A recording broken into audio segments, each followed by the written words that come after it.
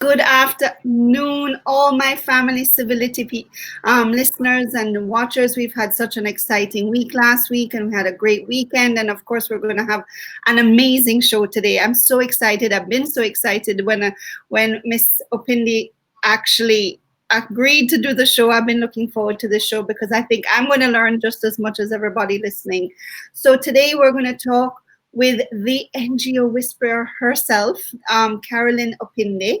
And I wanted to like and to share and to start a watch party for anybody that you know who has a NGO, who has a charity, who works with families every day in the countries that you live in. This is the time to spread the word, because this is the person we speak to when it comes to how we can get help in the sense of doing it right. So Carolyne Opinde is the founder and CEO at the NGO Whisperer. She is also the owner and editor-in-chief of the NGO Whisperer magazine, the host and producer of the NGO Whisperer show, and the moderator of the NGO Whisperer masterclasses. Ms. Opinde is a respected resource mobilization specialist, a certified project management professional from the UK, and certified Scrum product owner. She was named the Best Impact Focused Social Development Female Leader of the Year in 2019 by British Award for African Development, BRAAD, and one of the future leaders in the 2015 and 2016 by Resource Alliance. These are big names and big awards. Ms. Opinde has over 15 years experience in the nonprofit sector. Her knowledge and expertise in international development has impacted communities across the sub-Saharan Africa, Asia Pacific, Latin America, and the Caribbean. She has raised over $100 million and managed various projects of up to $20 million. Ms. Opinde holds a Master of Science in Project Management from the University of Salford in the UK and a Bachelor of Science in Mathematics and Chemistry from the University of Nairobi, Kenya, among other amazing, many awards, credentials. I mean, I am so excited to have you on the show, and thank you so much for being on the show, Ms. Opinde. This is just amazing. Thank you. It's an honor and a pleasure to be on your show, Rebecca. So after all of this introduction, don't you love sitting down hearing these bios? I mean, I'm like, oh my gosh. But you've done so much and helped so many people that I'm going to just go straight to the question. When you're running an NGO or a charity that is helping youth, children, families, how can we avoid doing the work for them and actually empower the families to help themselves? Thank you, Rebecca. That is a great question. I will go back to the beginning. For any nonprofit, as you get into a community, the entry point to, before you even start working with any community, is to find out what their needs are. Now, there are very many different definitions of what the needs of the community is. There is the definition of the needs of the community from the nonprofit's perspective, meaning the experts who are coming in to help. And some of their identified needs could be because of research that was conducted by other nonprofits or other implementers from the past. And that is usually due to past performance references. Mm-hmm. Then there is the need as defined by the funder who is defining or funding these programs. And normally the funders have conducted rigorous research. But then again, it's always from the past. The most important thing, and what I always encourage organizations to do, is find out what the needs of the people who you are serving are and what are their current needs. So it could be that last year their needs, when you did research, their needs were, let's say, an example would be they needed water. And because of the changes and everything that's happening in the environment, they no longer need you to Water. bring tapped water, but now they need water and they also need a health clinic because the water that they were getting from the village was so dirty and now they have a lot of infections. And so they have more needs than what your needs assessment did the previous year. So Mm-hmm, first and foremost is to find out what is the real need of the people that you serve before you even start providing services to them. And different organizations do this through what they call a needs assessment. A needs assessment is simply finding out what the needs of the community that you want to serve are. But remember, there has to be a very short period between the time when you conduct your needs assessment and when you carry out an intervention. Because remember, people's needs are not static and waiting for interventions to be brought to them. People's needs change, just like me and you. In January, our needs were very different mm-hmm. before COVID-19 came. And now with COVID-19 pandemic, you realize that your needs are not similar to what your needs were previously. So that's number one. That's amazing. I mean, I hope those who are watching have a notepad and a pen because this is amazing what you're telling us. So I just want to recap. So needs assessment is important, and we do that. You know, many people feel they go into the community and speak to the community and they listen to what the community wants. But you said a very key point. A lot of times from when you do the needs assessment to when we actually look for the funding and the funding is granted, it could be 1 year different. So we have to almost know that we're doing a basic needs assessment, but before, and you then get the grant funding or you apply, because funding does take a long time to get sometimes.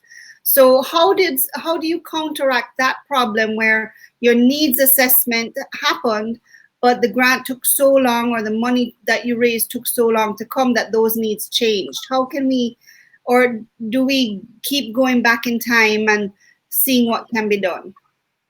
Great question. We have an answer. The answer is to continuously find out from the communities what is happening there.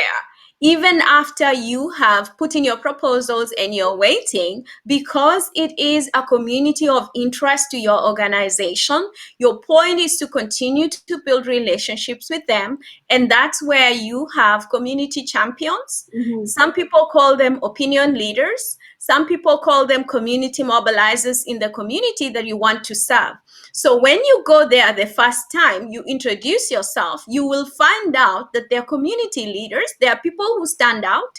They could stand out because they are leaders in the community, or they could stand out because they're just people of influence. For example, if you go into any community, and I will give an example of a village or a peri-urban area.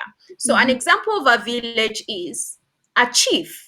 A chief, as we all know, in tribes, different tribes, you know, when you come from those areas where people are led by tribal chiefs, a tribal chief could be your ambassador or your champion or a person of influence in the community who will tell you exactly what's going on because of their role, because of their leadership and authority in that area.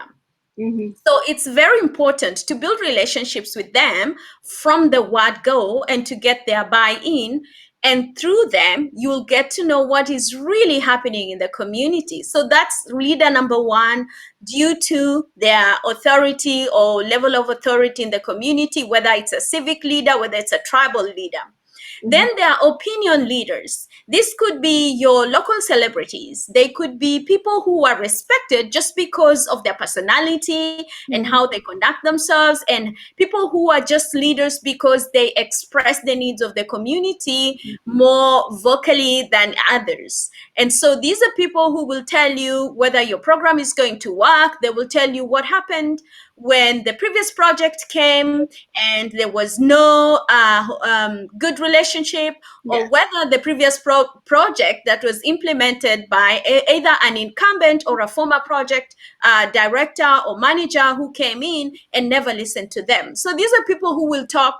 They will tell you what's happening, whether, you know, sometimes it's solicited, sometimes it's unsolicited. And you need to listen to all these people and build relationship with them throughout from the time you go there to find out what the needs are, to the waiting period when you're waiting for grants. And large grants, for example, I've been involved in raising grants. One of the largest grants that I recently was involved in was a 10 million USG grant from the US government. And that process took us about 12 months to raise that amount of money. But before that, we had to build relationships. So what happened is, to give you an example, we had to go back into the communities to find out what really happened between the time that we put in the applications and the time the funding came. Now, once the funding comes, great donors, of course, they know that things have changed. There's something that is called performance or project implementation plan. Your project implementation plan gives you the opportunity to adjust your plans that you made 18 months or 24 months when you were looking for grants. A lot of things have changed. One, the population may have changed, the people you interviewed. If you're going to work with adolescent age 15 to 19, some of them are now 20 and they're outside of your target population. So then you have to go back and change and find out what's happening to the young people in the community, and their needs are always changing. It's a highly dynamic kind of population. It's just an example.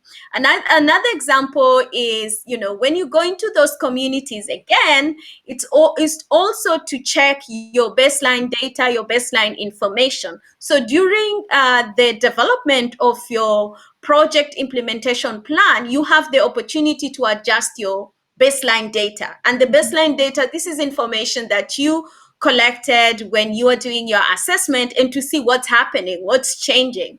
And that will give you a rough idea of how it's going to be interacting with this community. And then as you go along, of course, every 3 months, as you start implementing the program, you conduct your quarterly review sessions.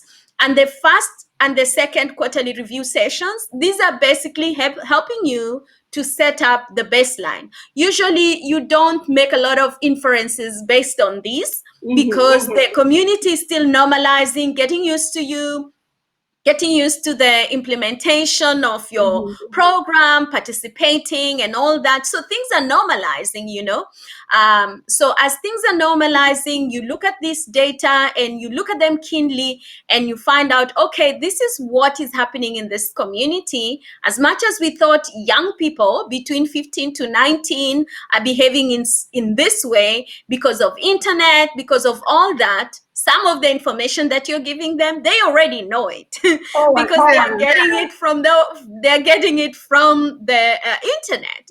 And so if it is a very rural community, and I'm giving this example because this is a project I once implemented, if it's a very rural community, you might want to include a lot of use of WhatsApp and Facebook. And now I even know from working with young people that Facebook is for old people. Now Instagram. Now they're on Instagram. Now they've even moved. Now they're on TikTok. So if you have some videos that you want young people to watch about your program, you might consider putting them on TikTok, so you can convey your message in a way that speaks to them. As you see, one of my things that I do, especially when I'm working with youth, is actually I get them to put it on TikTok. So, when we're working in communities in the Caribbean, for example, they like to feel included. Jamaicans are so creative. I mean, we're known to be creative people. So I was, whenever I had to do energy shows, or I had to teach youth anything, I made them come up with it. And then they posted on TikTok, because they're the best creators of all content. We just give them the information to create the content. So it was like two-way stream where I said, okay, I'm going to teach you the key messages that we need to send out to the rest of the youth. You're going to create the content. And then we did a whole competition. And, it always worked with us. And I know in my day, it was plays on stage. Now it's TikTok and IG but they have so much more that we didn't have access to when we were being creative that way. And that's one of the things. But let's go to the whole dealing with youth, but not doing the work for the parents. And that's the fine line, because you touched on so many good points when it comes to keeping the relationship in the community, even while you're waiting for funding, or just seeing the changes. And then once the funding comes, you spoke a lot about doing quarterly assessments and how it's going, and reconnecting with the community and how the buy-in is. But how is it, and I want to work on the youth thing, is how do we do this? How do we do an early childhood project? How do we do a child project? How do we do a youth project without eliminating the parents or undermining the parents? Great question indeed. Every time when you go into a community to implement a program where minors or anyone who is below the voting age or the adult age is considered, a child, in any community, you must include their parents and their guardians. And do you work with them first, or do you get their input? Of course, for you to reach out to children, you have to get consent from their parents. So there are different types of programs. So there are school-based programs. Mm-hmm. As we all know, anyone who is not an adult is supposed to be in school. Yes. So unfortunately, in many countries, there are many children, if I may call them so. They may not think of us as children, but in this case, we will refer to them as children because they are not adults. So they could be adolescents, they could be youth who are school-going age. They must be in school. Mm-hmm. But then if they are not in school, then they are out of school youth. Either way, it doesn't matter whether they are school-going or school dropouts. We have to get consent from their guardians, mm-hmm. or their parents. And a guardian is anyone who is the head of the household where mm-hmm. this young person lives. Now, I'll throw in another spanner in the works and let you know that unfortunately, in many areas where I have worked in Africa, in the Caribbean, and some places also in Europe, there are some places where, the parents have died, and even though there is a guardian taking care of these children, mm-hmm. it's basically a child-headed home. So that brings another complication where there are children taking care of themselves for whatever reason. It could be because the guardian or the next of kin is not really doing a good job, or sometimes they just don't have anyone taking care of them. And so you mm-hmm. find that there is an elder brother or an elder sister or a cousin who is now stepping up to the role of being a parent, but they are not an adult. In all these cases, number one is first to identify who is the next of kin, who is a guardian who could stand in and give consent before you work with minors or children.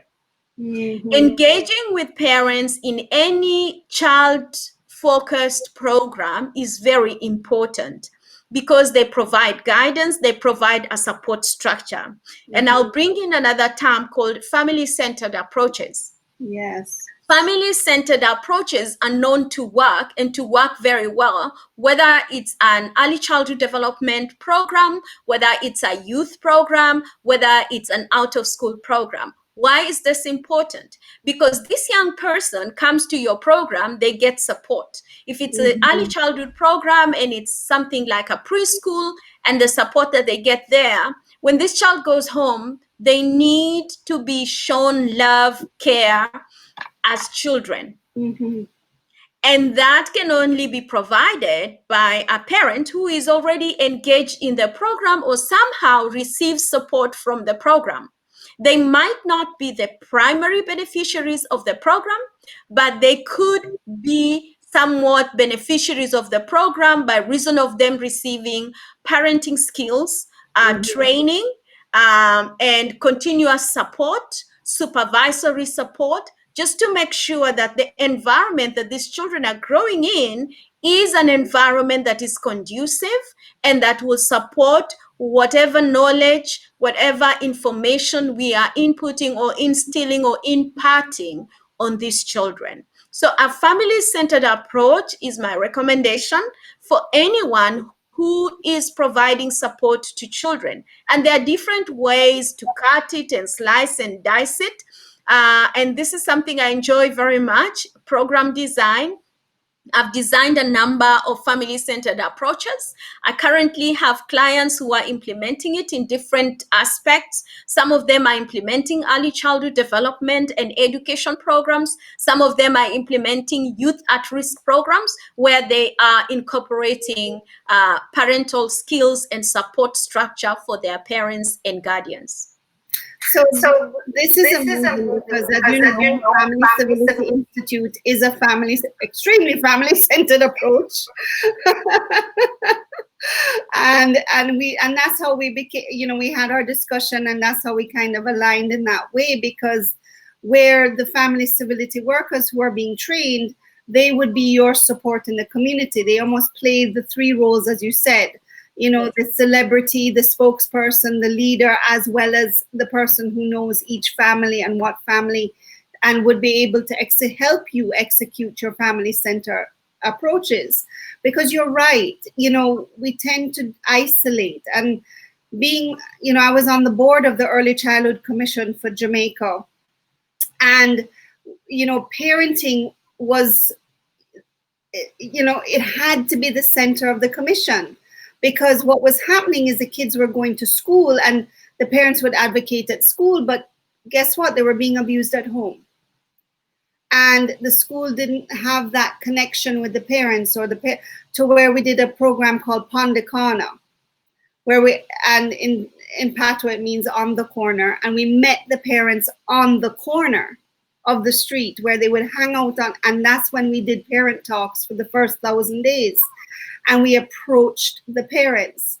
And what is happening also when you speak is that we do all these beautiful programs for the children and the youth and the at-risk youth and so on.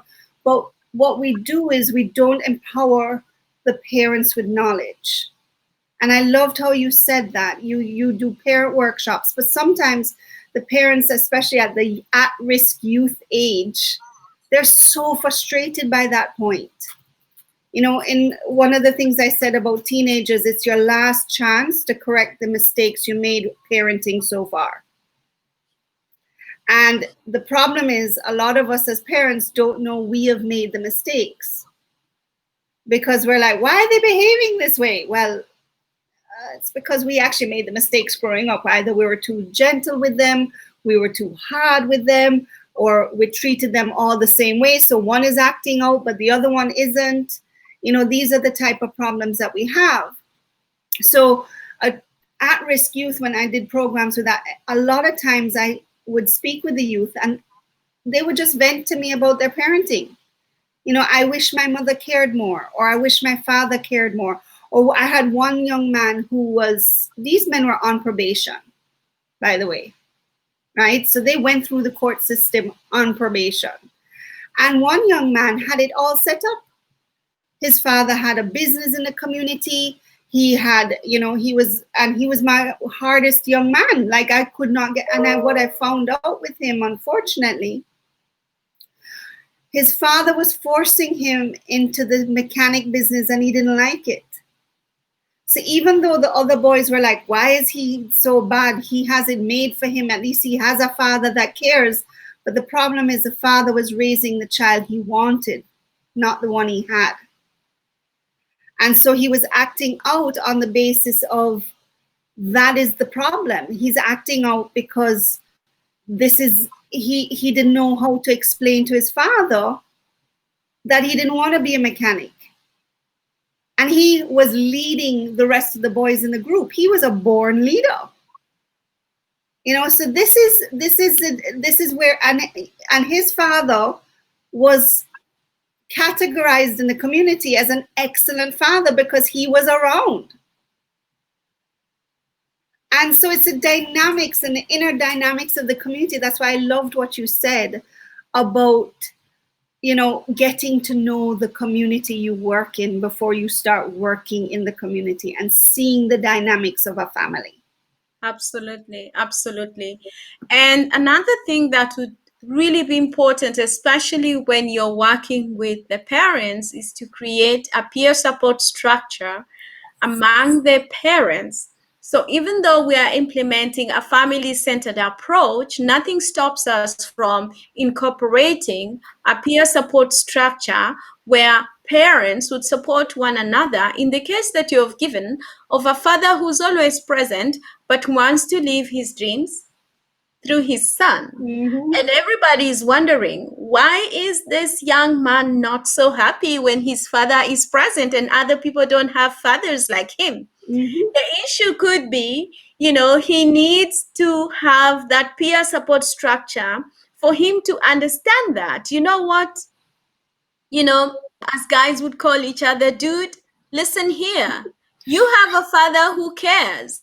We don't have a father. You need to listen to him. So that peer support structure could be something that, you incorporate, and you can incorporate it as part of your life skills training, where young people are encouraged to support one another, and you have those who are standing out as leaders. In that case, in your example, he was the Yeah. leader of the young group of young people you are working with in your intervention. Then again, you have the parents on the other side. And the people who are bringing the two sides together are the program managers or the program officers who are working with them to compare notes and to say, this is what young people are saying about parents, and give Mm-hmm. examples. And in doing so, parents begin to understand how their young people are thinking and their thought process, because these young people appreciate what I've come to find out. Young people appreciate when their parents give them direction and instruction. They might feel rebellious or they might be rebellious, but they really appreciate the fact that there's order, there's direction. This is what we're going to do. This is what you do when you get home. You do your homework, you have dinner, you take a shower, you go to bed at a certain time. No chatting very late at night. This is just example of things that we do even in our families. And so young people appreciate that. And when you digress and you give them a leeway, of course they will abuse it, but they will wait for you to come back to your normal routine and guideline, because they know that it works. With the support structure, what happens is young people exchange notes, and they will always exchange notes regardless of whether you put them in a support group or not. But the purpose of the support group is to guide them to ensure that they do not adopt negative behaviors. Because remember, there is positive peer pressure and there is negative peer pressure. Within a support group, we want to ensure that we make use of the positive peer pressure, where positive behaviors Mm-hmm. that other youth or young people exemplify are adopted by their friends, because they're cool and they want to be like the cool guys or the cool cats in the team. So that's how you use the support group. For the parents, on the other hand, is to share these support groups so that those who are feeling like they're doing a really terrible job can learn and hear experiences of the others and what has been working, and really share their experiences and begin to compare notes and find, especially if they are from the same community, and that's how usually you would do it. You'd put parents from the same community together, because then that defines them as peers, because they have the same issues, they experience the same issues, their children probably go to the same schools or the same clubs and all that. Bring them together and let them share their experiences, and even come up with ways of doing things to ensure that when the youngsters are talking, they're like, is your dad strict like that? We're like, yeah, mine too. Oh my God, I don't know what's wrong with these people. And that way they see there's a form of agreement of some kind. And it's not to say that now we are telling parents how to parent. Of course, people can choose to parent their children and provide guidelines the way they want, but when they are in this controlled kind of group or setting where we are instilling certain behaviors amongst them, especially if you're talking about risky sexual behaviors or just risky behaviors in general, you need guidance, you need support structure, and you also need to support the parents when they feel like they're losing it. Because most parents sometimes feel like, I've done everything I know how. If they are spiritual, they've taken the kids to church, they hope that the Sunday school teachers and the youth pastors have done their part. If the kids are in school, they hope that the teachers have done their part. And they're like, I don't know what to do next. And that's where the support structure comes in, and the parental skills that you provide from a professional psychologist or from a professional parenting skilled expert. So saying that whole infrastructure, that we also have the cultural issues. So, for example, one of the cultural issues that we have is you don't wash your dirty clothes in public. So even if you're having an issue and you're lacking in parenting, you don't. A lot of cultural background is you don't want to go into a peer group and say I'm a bad parent, or I must be doing something wrong. And we teach our children, once you walk out of the door, you represent your last name and you have to behave a certain way. So a lot of kids are doing things behind parents' back because of the fact that until they get into drastic trouble and they're like, what happened? So how do we change the cultural, because I come from a very traditional culture, where you exactly that you have to behave a certain way, and if you don't behave, you try and hide the way you behave. Or I want to really commend Miss Lorna Bell. She's watching. She's actually head of the Special Olympics, not just for Jamaica but now for the Caribbean, and she has been amazing at giving opportunities to the differently challenged. And these opportunities have allowed parents to embrace their children who are differently challenged, because, hey, they're winning gold medals. They actually can brag in their family to say, well, my child is a gold medal, does yours? So, and they're differently challenged. So yes. I wanted to commend her for really being passionate about that program in a country and in countries that don't embrace the differently challenged. So let's use that as a great example of how she's advocated that differently challenged children and adults can achieve far more even absolutely than regular children and adults. And this is and she's worked very hard, especially with the parents that have stood behind her, but she really has single-handed, she didn't have a lot of support in the beginning. And so but she is still changing the culture. It's such a mammoth task that she's taken on, and she can only do it with a small amount of Olympians, whereas others can be Olympians, but other differently challenged children. I mean, I've been into communities where a child with autism was literally stayed at home because they can't manage her, and she can talk. And she, but they just couldn't manage her behavior and didn't know how to handle her, so she didn't even go to school. So there are a lot of children that are hidden away, locked in a room. They are not allowed to see anybody. Rebecca, when people know better, they can do better. Mm-hmm. When parents know better, they can do better. Apart from parents who are under the influence of alcohol or drugs, most parents want their children to do well and they wish them well. I've never met a parent who said, I don't want my children to be better. They always expect their children to be better. And that is just parental instinct. It's not just with humans, it's also with animals too. Well, it's it's how we survive as a species. Exactly. If our children do not evolve better than we are, then our species won't survive. Exactly. So that is just an instinct of being a parent. Mm-hmm. And most parents, like I said, apart from those who are under the influence of alcohol or drugs, or sometimes even, some religious beliefs will make somebody think, oh, children who are autistic have demons and those demons need to be cast. And, if the demons haven't gone away because the child is really autistic, it's not that they have demons, it's just that they are autistic and you need to embrace them because they are differently challenged. Now, back to the question of children who are differently challenged is first and foremost to educate not just that family, but to educate the community and to normalize the issue. A good way of normalizing the issue is to allow children who are differently challenged, where possible, to go to the same classrooms. And again, I'm saying where possible because in some cases it's not possible for them to share the same classrooms. A good example is a child who is somewhat autistic or on the autism spectrum, where they can stay or study in the same class as other children.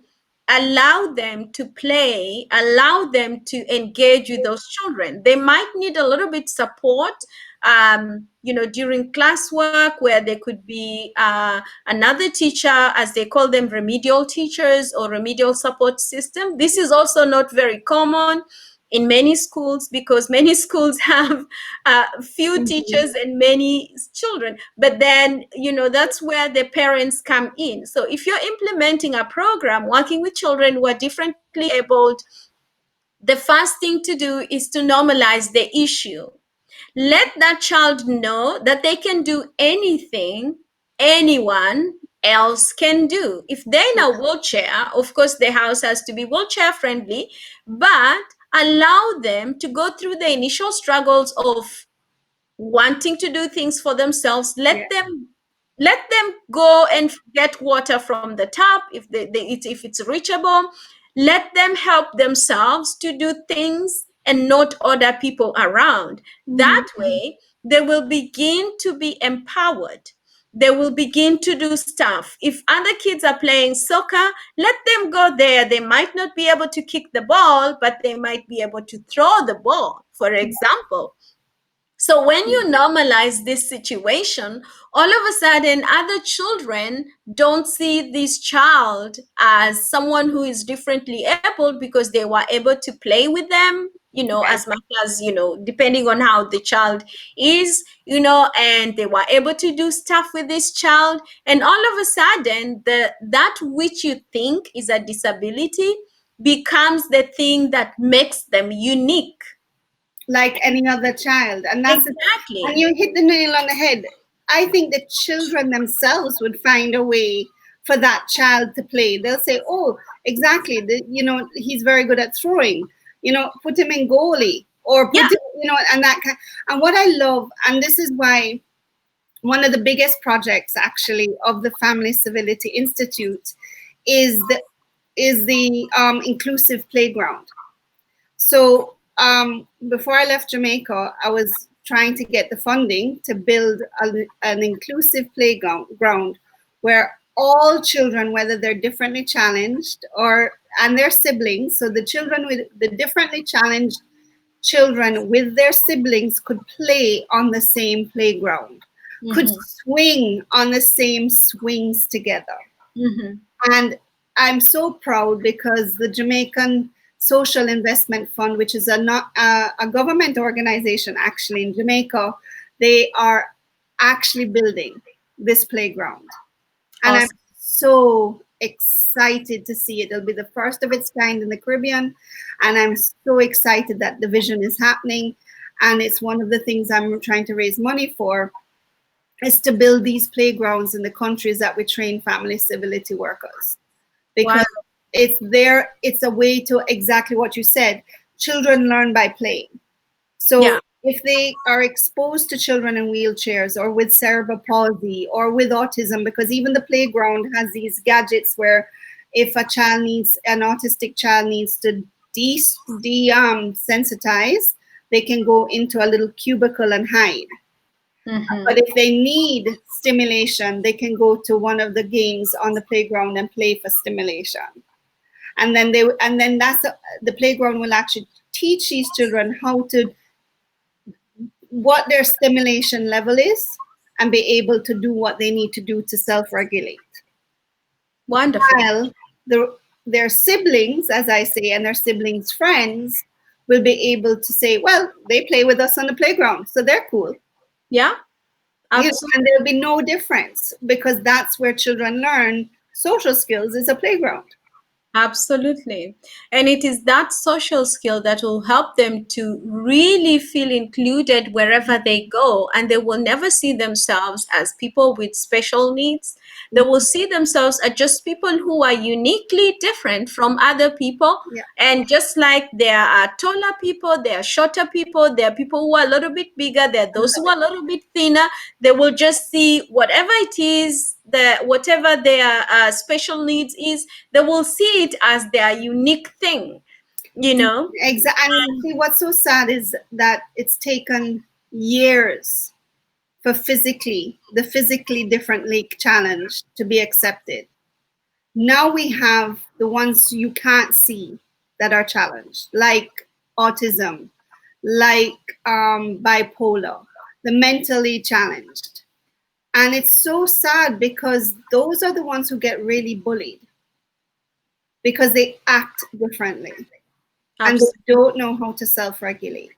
Mm-hmm. And this is again something, and I think we kind of went off path, so let's go back on, is based off of your experience, how do we change?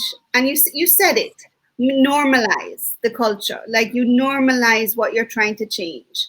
Going back to the non-obvious challenge, going back to changing a culture, for example, the way men and women react to each other in a community.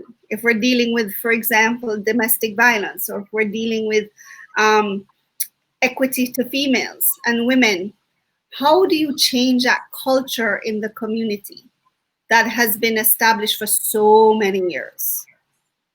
The first, most important thing when you want to change a culture of a people, first is to understand where their underlying assumptions, their practices came from. There is a place where, or there has to be an origin of where this came from. I'll give Mm-hmm. you an example of a certain community in Tanzania, in East Africa. I am Kenyan, even though I live in the United Kingdom. I'm Kenyan and I've lived in South Africa for many years, and now I am in the United Kingdom. Mm-hmm. And so I'm very familiar with all the different cultures in African countries because I Mm-hmm. have worked there for many years, over 15 years, implementing programs. So albinism in some cultures, albinos or albinos, as other people may call them, in some cultures, they are seen as witches Mm. because, in some of those African cultures, everybody is dark skinned, and all of a sudden, there's this person who is very light skinned, has problems with their eyes, Yeah. and the hair looks different, the eyes look different, and they are they are considered by their cultures as witches. And in some cultures, especially in Tanzania, where I know there's a program that is saving children who are albino, who have albinism, um, they are actually killed. So this program brings them into what it looks like a boarding school, and they live there all their lives until they turn 18 years old, and they can go back and reintegrate into the community. Mm-hmm. While I applaud the fact that they're protecting these children from being attacked by people in the community who lack knowledge and lack Mm-hmm. wisdom on why some people have this albinism thing in their DNA. First is to understand, why do they think that albinos are witches? And then educate them about what happens to this person when you think of them like that. They Yeah. seclude themselves, And back in the day, you know what used to happen? Witches were considered people who would be secluded. Yes. And so it reinforces the whole idea of they don't want to be with people, and people who don't want to integrate with other people are bad people. Yeah. So in this case, bringing them, integrating them into the community has to start from where? Increasing knowledge and understanding on how the body works and how this DNA works, to the point that you can have somebody with this albinism in their lives.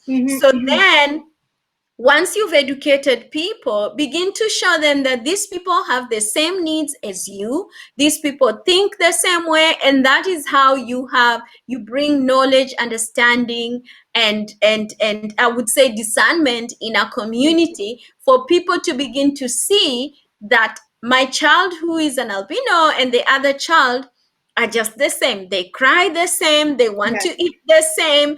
The only difference is this one has a lighter skin and is albino, and this one has a dark skin.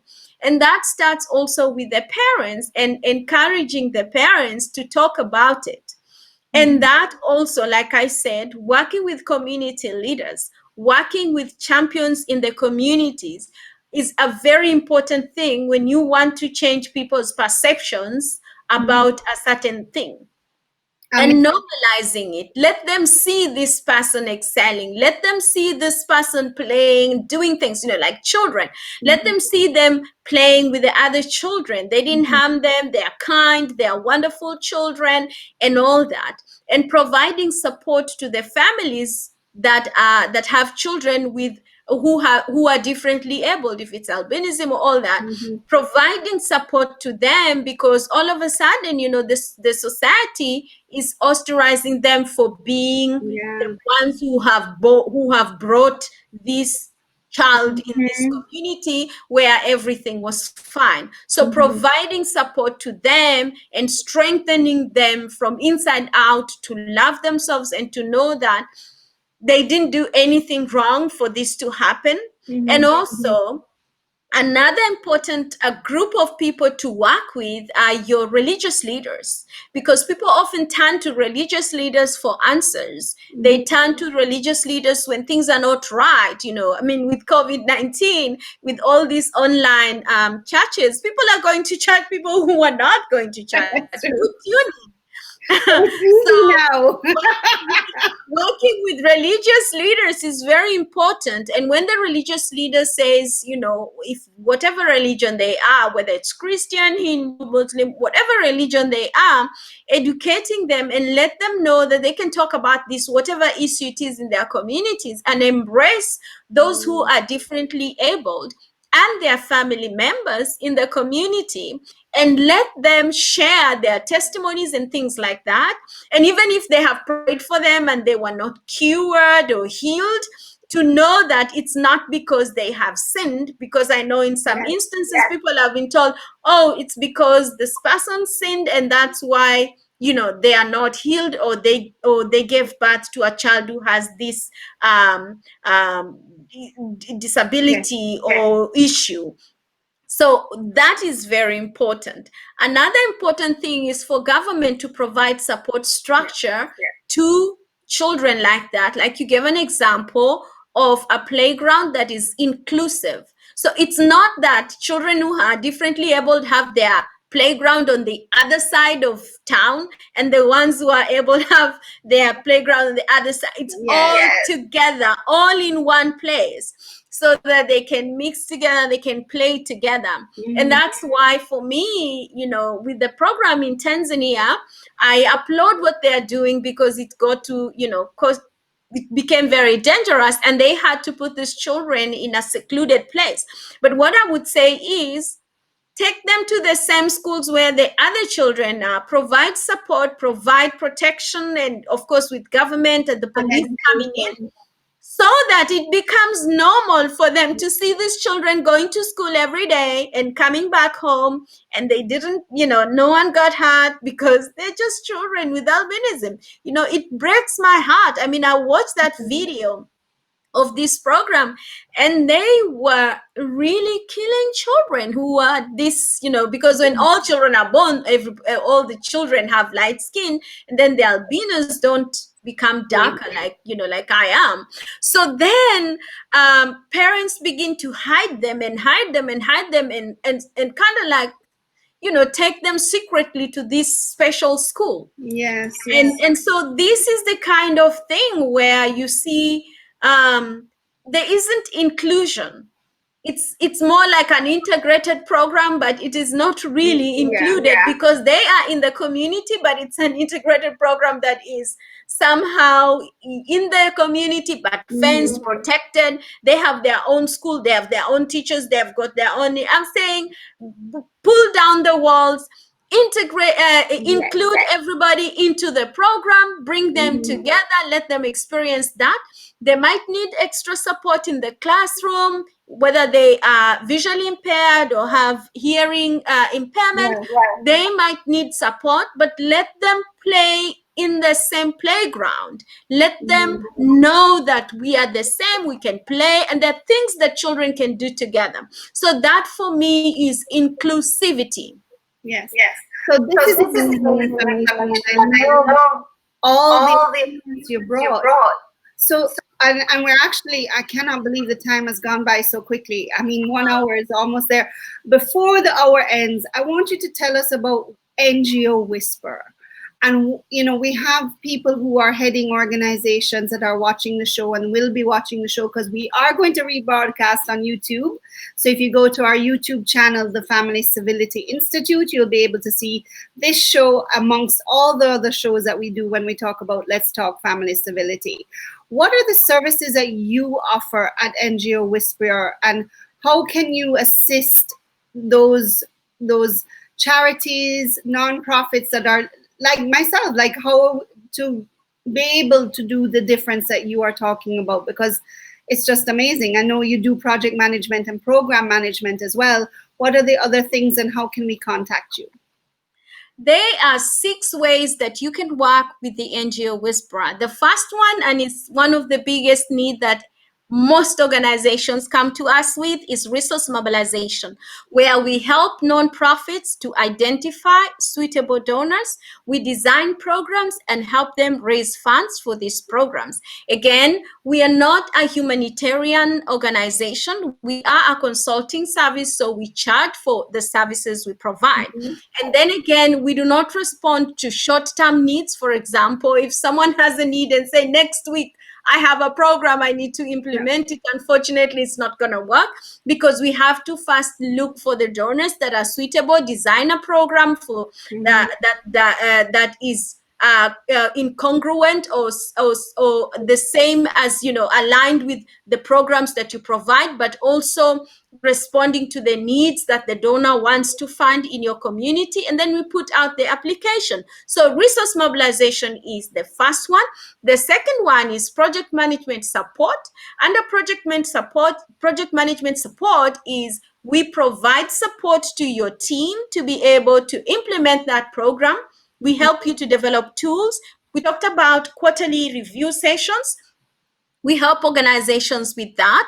And then, of course, to be able to implement the program in such a way that the donor will be so wowed that they will want to give you another grant to implement the program again and again and again. So we develop all those tools. We help you also with tools on how to report to the donors. We provide support and leadership. So that's number 2.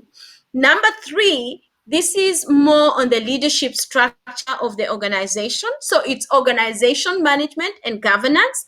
So we are looking at your board of directors of nonprofits. As we all know, every nonprofit is required to have a board of directors, and who are also called office bearers. So these office bearers are people who hold the leadership of the organization, your senior management team, accountable. Yes. That leadership structure needs to be strong. As John Maxwell says, everything rises and falls on leadership. So now you have to make sure that your leadership is so strong, your organizational structure is so strong that you can implement the program. We help you to put together a team of people, whether it's supporting you with designing organizational structure from the project level to the program level to the board level. And when there are disputes with the board, I have sat in a number of meetings where I was the mediator and help people sort Yes, their have issues. Oh, I've been through one of those. Oh my goodness. One Yeah. person decides it's their project and that's the end of it, and everybody else can go away, and we're like, no, this is a board. Absolutely, absolutely. And also encouraging organizations to have a local board if they are an international organization, to encourage them to have a local board, meaning people from the same country, the same place where the project is being implemented, being in senior leadership at the board level. Why is that important? One, for buy-in, and number two, for ownership of the program. And then the fourth thing is on compliance and enterprise-wide risk management. As we all know, with COVID-19 and many other calamities that come our way, like the fire in Australia, the locust invasion in East Africa, and many other things like floods, they come at a time when you're implementing your program. If you do not have a risk management structure on how to mitigate these, you'll be caught unawares. Yes. So we help organizations to develop structures in place, and also to be clever enough to put money aside so that they can be able to respond to any natural disasters, calamities, or issues that they may face as they're implementing this program. So that is number 4. Number 5 is executive coaching and masterclasses. Every week I hold weekly sessions with non-profits that are under the NGO Whisperer, who are actually registered as under the NGO Whisperer, supporting the work that we do all over. And so some of them, we work with them very closely on a weekly basis. Some of them, we work with them every 2 weeks. And these non-profits are standalone non-profits. They do not belong to the NGO Whisperer, but they have signed contracts with us to work with us on a long-term basis. So as they work with us on long-term basis, we provide support, we provide coaching, not just to the senior management team, but to also the program managers. And we are also providing masterclasses to our teams in different areas based on their needs. It's very important to provide support based on the needs of the people, and not to forcefully give information just because I know there's this masterclass I have and therefore everyone must register. No, we ask them what their needs are, and then we set up masterclasses to help them to provide this support. Why? To strengthen their teams and to help them be great, move from good to great, as Jim Rohn said, so they implement their programs. Lastly, is the NGO Whisperer magazine. The NGO Whisperer magazine, and I will just get one of them. This is going to be, this is issue number 2, as you can see. The NGO Whisperer magazine is something that I came up with when I realized that I was being featured in magazines, but they were not telling my story the way I would like it to be told. So then, I decided I'm going to start the NGO Whisperer magazine, and the focus of it is going to be 2 things. Number 1, to share industry-based practices with nonprofits. So it's going to be educational. It's going to give information. Number 3, it's going to showcase examples of men and women who are doing exemplary work around the world, whether they are a large nonprofit or a small nonprofit. Another thing that we looked at is we're going to focus on philanthropists. They may not be implementing programs, but they are giving funding. We are going to look at funding agencies and also include people from government. Why? Because governments are responsible to provide services to their people. Yes. There is no way nonprofits will be successful without collaborating and working with government. Government is your number 1 stakeholder. Apart from your beneficiaries and the funders, you must collaborate with government in anything that you do. So then that is the NGO Whisperer magazine. Then I decided, okay, there hasn't really been a show that focuses on the things that we're writing on the magazine the same way. There are podcasts that talk about all these things. Then I started the NGO Whisperer show When do to you showcase sleep? my clients. When do you sleep? We have an amazing team of people that collaborate with us, and all our clients, we work together. So when we go into different organizations and work with our clients, I'm not seen as an outsider. I'm actually part of the team, and that's how we are able to do all this work. So I, as much as I am a consultant working with different organizations all over the world, when I get into a team and in a meeting, I consider myself one of the team members of that organization, providing support, interacting with people from the board members to the chief executive officers to all the people in senior management team, to the level of also interacting with people in the field to get to know what their field is and all that. So an example is last week we had a masterclass with women, and this is a need that I saw in one of the organizations that I support in South Africa. And I saw there was a need to educate all the ladies in this organization on managing their personal finances. So it has nothing to do with the NGO Whisperer, but we have this platform, which is our masterclass.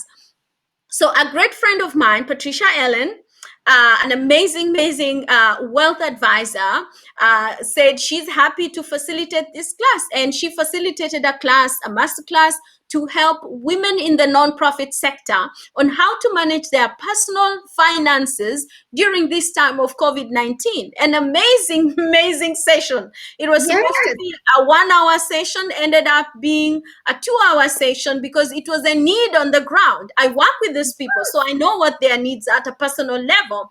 So those are the kinds of things that we do for our clients. We treat them as family, and we consider them the NGO Whisperer community, the NGO Whisperer family. So those are the services that we offer to nonprofits. Because, we tend to, people in NGOs and nonprofits and charities, our greatest strength, or I always say our greatest strength can be our greatest weakness. And our greatest strength is giving and wanting to do a job that helps people and empowers people. But we're so focused on that we tend to not pay attention that we still need to put food on our table. We still need to help our children go to school. A lot of us can be single parents, and we need to be the sole providers. How do you balance your passion and your passion for giving when your own home is suffering? Absolutely. Because we don't tend to take that job with the highest pay that will be able to support our family. So that's an amazing thing, because that's one of the things that I actually teach in my family civility course is self-care. And that because we deal with so much when we're in the homes, we deal with trauma, we deal with abuse, we deal with what, even the stories that you're saying, to see the trauma that differently abled children have to do. And even though we feel empowered to help, and when we achieve this cultural change, or when we achieve happiness for the family, it's still going through the process of change can take a toll on us. And there's, and you can have vicarious trauma as a social service worker or as a family civility worker. So self-care is so important, and it's amazing that, well, I'm not surprised you don't see it, because you have seen everything. You have covered every base when it comes to a nonprofit. NGO Whisperer, when I read about it, I was enamored already. Now I'm even more. Your experience, your knowledge, any nonprofit, and again, I know people who follow me who have nonprofits who are working in Africa, in countries in Africa, because Africa is not a country, it's a continent. In countries in Africa, please reach out to, how do we get a hold of you? You can reach us at ngowhisperer.com. You can go on our website. You can reach out to us on Facebook, Twitter, Instagram, LinkedIn. We are on all social media. And to watch our show, go to the NGO Whisperer YouTube channel, and there you'll be able to watch our show. And everything that we have talked about is all on our website. So if you look for the NGO Whisperer, you will definitely find us. Definitely. Thank you so much for being on the show, taking your time out. I know it's very late in the UK right now, so I do appreciate you coming on the show and being part of talking about family civility. And I hope I reach an invitation out where we will be having our virtual conference on November 15th. And I would love for you to have a segment to talk about it, because, ladies and gentlemen, we are launching our Global Family Commission. And we will be having global committees in education, in inclusive social places, in equal opportunities, economic empowerment, all for the family, peace and justice, and health and environment. So if you're interested, please contact us at www.familycivilityday.com. In fact, the virtual conference will be on the World Family Civility Day on November 15th.